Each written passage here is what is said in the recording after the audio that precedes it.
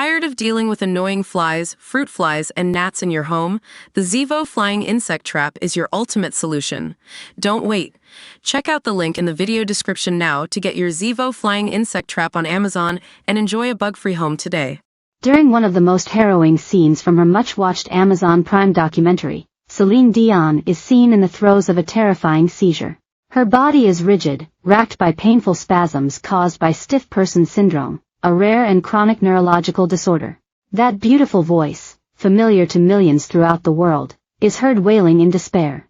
What more perfect way to celebrate the opening of the Paris Olympics, than with a gold medal winning performance by the 56-year-old singer who, 2 years on, has fought her way back from ill health with as much determination and grit as any world-class athlete. Her triumphant return to the stage at Friday night's opening ceremony in the French capital brings to an end widespread fears that her incurable autoimmune disease might spell the career end of one of the most famous singers on the planet. But as anyone who watched the documentary I Am, Celine Dion, will know, even when her health was at its lowest, leaving her struggling to move and even to sing, the star refused to give up. "If I can't run, I'll walk. If I can't walk, I'll crawl. But I won't stop," she said during one of her darkest moments.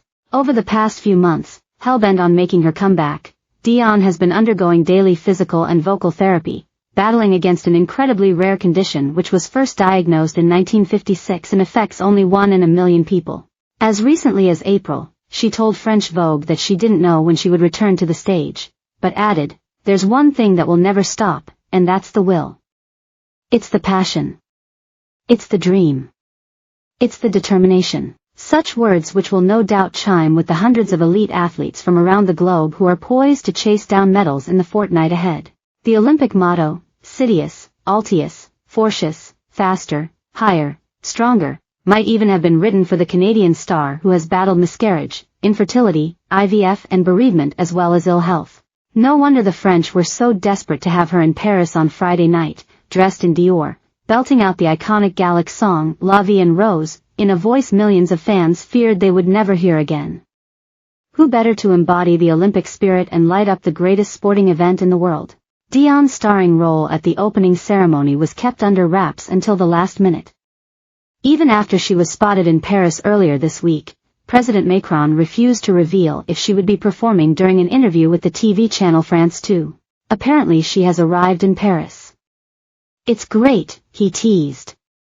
"I would be immensely happy if she could be at this opening ceremony, like all our compatriots." In April, while discussing her health, Dion herself appeared to hint that a possible comeback lay ahead after 4 years out of the limelight, telling Vogue France, "The way I see it, I have 2 choices. Either I train like an athlete and work super hard, or I switch off and it's over. I stay at home, listen to my songs, stand in front of the mirror and sing to myself. I've chosen to work with all my body and soul, from head to toe, with a medical team. I want to be the best I can be. My goal is to see the Eiffel Tower again." In many ways the story of Dion's life has always been one of dedication, hard work and, over the past couple of decades, when life threw one problem at her after another, of triumph over adversity. Born in March 1968, the youngest of 14 children born into a French-speaking family in Quebec in Canada, the Dions were not well off, but her musical mother, Therese, recognized and supported her daughter's musical talent. She was just 12 when she wrote her first song, which her mother sent to impresario René Angelot. After hearing her sing, he signed her on the spot and then remortgaged his house to finance her first album. That fairy tale beginning was followed with grueling years of hard work.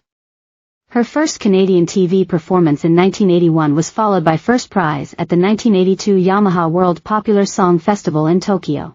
The same year, she appeared on the popular French TV show Champs-Élysées where the host, after hearing her sing, announced, "Remember her name, Celine Dion." By 1988, when she won the Eurovision Song Contest in Dublin, representing Switzerland with the French song Ne partez pas sans moi, she was well on her way to become